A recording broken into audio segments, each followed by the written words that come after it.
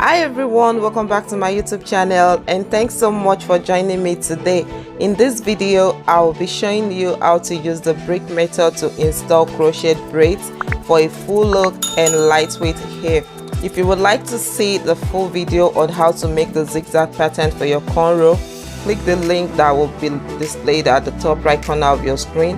I will also leave the list of all products used in the description box. If you're a returning subscriber, thanks so much for coming back, and if you are new, thanks so much for stopping by. Kindly subscribe and turn on your notification bell so as to be notified when I have a new upload.